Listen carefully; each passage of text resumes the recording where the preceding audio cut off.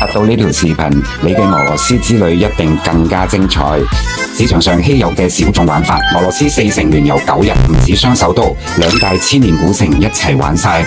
首先進入俄羅斯心臟莫斯科，行過莊嚴震撼嘅紅牆，喺童話世界一樣嘅古堡聖亞西里大教堂及藝術殿堂般嘅莫斯科地鐵站，跟住嚟到河畔獅城特維爾，漫步伏爾加河，感受俄羅斯母親河嘅溫柔風光，再探秘北方雅典諾夫哥羅德，俄羅斯最古老最重要嘅歷史城市之一，已經有1000年嘅歷史。參觀千年木屋博物館，遊覽俄羅斯最古老嘅克里姆林宮同聖索菲亞大教堂，之後再去有北方威尼斯之稱嘅聖彼得堡，參觀世界4大博物館之一東宮博物館，漫步俄羅斯凡爾賽夏宮花園，打卡絕美驚豔嘅滴血大教堂，全程安排入住酒店，唔使喺火車過夜，晚晚都有得沖涼，行程更舒適，包11個正餐，中式圍餐加俄式特色餐，體驗唔一樣嘅飲食文化，領隊貼心護航，一次玩盡俄羅斯精華，免簽即走超方便，係咪好正呢？唔好猶豫啦，評論區都即刻發行程俾你。